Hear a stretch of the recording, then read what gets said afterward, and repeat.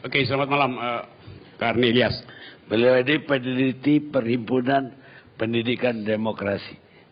Ya.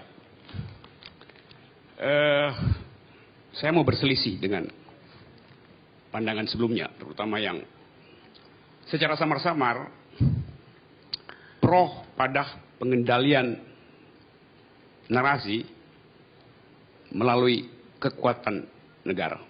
Sorry, suara saya agak batuk. Jadi sebetulnya kalau kita agak tenang sedikit, kita mencium ada semacam kepanikan di dalam rezim ini. Orang panik biasanya ingin cari pegangan apa aja, kayak orang hanyut, dia mau raih apa aja tuh. Entah itu kaleng bekas, hanyut, batang pohon. Jadi kepanikan menunjukkan ada krisis sebetulnya tuh. Itu dulu poinnya. Nah kita nggak tahu soalnya apa, hoax itu apa sebetulnya. Saya kasih contoh cepat-cepat ya. Tadi saya baca sore tadi, Pak Jokowi bilang, jangan membaca Jokowi undercover. Karena buku itu tidak ilmiah. Saya anggap itu hoax. Karena yang ngomong itu adalah presiden. Memberi penilaian pada buku tidak ilmiah. Tentu kita bisa bikin semacam simulasi. Dari mana Pak Jokowi tahu? Oh pasti. Kalau ada wartawan tanya dia akan bilang, kata Pak Tito, Kapolri. So, Pak Tito rektor UI atau rektor IPB itu. Jadi Anda lihat bahwa bahkan presiden menyebar hoax itu. Dari sudut pandang definisi itu. Kewenangan sampai sekarang orang yang pegang PDF dari buku itu diuber. Loh itu buku itu nggak pernah dilarang. Kalau dilarang dasarnya apa? Berbahaya secara ideologis. Yang ada di publik adalah buku itu tidak ilmiah.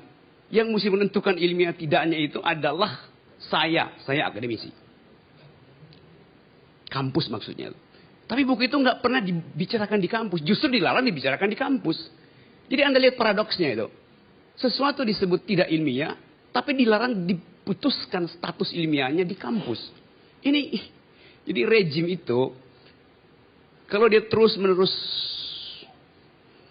mengendalikan kebenaran, artinya ada kebohongan yang hendak disembunyikan. Itu dalilnya. Nah hoax ini Pak Karni betul tadi, hoax ini dari zaman dulu jalan. Saya kasih contoh cepat-cepat. Dulu di Prancis ada seorang pemimpin, menteri. Dia itu setiap hari bilang, Prancis nggak ada masalah, kita punya banyak uang. Tapi besoknya dia keliling, majakin rakyat. Bahkan pintu rumah yang kelihatan agak mewah dipajakin itu, pajak pintu rumah itu, you bayangin. Jadi dia berbohong terus setiap hari. Saking keselnya orang, rakyat Prancis, si menteri itu kalau digambarkan di media massa, di pers, cuman digambarin hitam putihnya aja tuh. Gak pernah mukanya. Orang kesel jadi dibikin hitam putih. Bentuknya siluet. Nama menterinya Etienne Siluet. Jadi dari nama menteri itu dibuatkan meme yang mengolok-olok. Saya gak tahu siapa yang akan kita jadikan siluet hari ini nih. Dalam pembicaraan semacam ini. Menteri kah? Atau di tingkat lebih di atas lagi tuh. Jadi ini rejim akhirnya berbalik menjadi rejim pengatur kebenaran. Kan itu dalilnya tuh. Karena itu di dalam artikel yang saya tulis, yang kemudian jadi kontroversi, saya bilang bahwa pembuat hoax terbaik adalah penguasa. Karena mereka memiliki seluruh peralatan untuk berbohong. Intelijen dia punya. Data statistik dia punya. Media dia punya. Orang marah, tapi ya itu faktanya. Bahwa hanya pemerintah yang mampu berbohong secara sempurna. Saya nggak ingin dia berbohong, tapi potensially dia bisa lakukan itu. Saya kasih contoh cepat-cepat bagaimana statistik berbohong. Kemarin di dalam debat Pilgub DKI, Pak Ahok bilang begini, saya baca tadi di media. Jakarta, Human Development Index-nya tertinggi se-Indonesia. 2 tahun berturut-turut. Oleh karena itu, dia dapat award 4 kali. Sebagai fakta benar. Tetapi sebagai pesan politik, itu adalah hoax. Karena nggak ada gunanya menyebut itu. Karena dari 10 tahun lalu, 12 tahun lalu, Jakarta selalu di atas memang.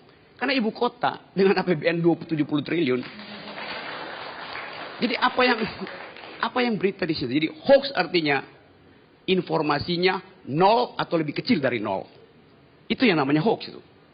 Jadi kebohongan itu ada standarnya.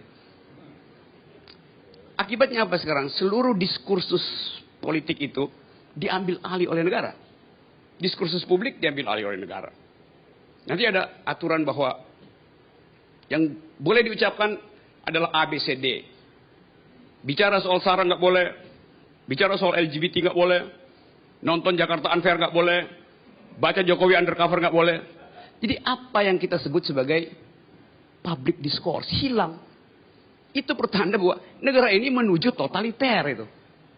Cuman dalam negara totaliter pikiran, ucapan, karya itu dilarang. Tentu Anda bisa bilang bahwa oh ya ini demi kemaslahatan bangsa.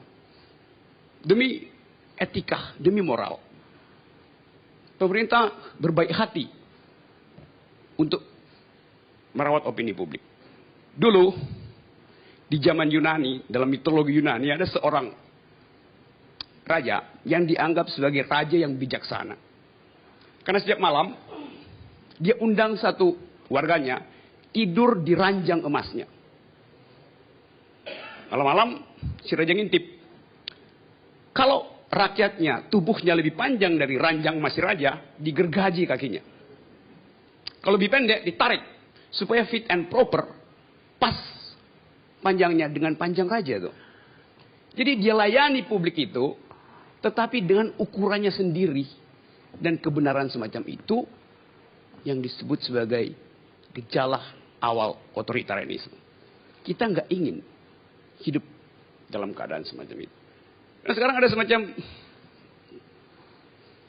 gairah untuk memberantas hoax. Tapi pada yang sama kita mengumpankan seluruh kemewahan kita dengan demokrasi pada pengendalian negara. Itu yang saya tentang tuh. Terima kasih.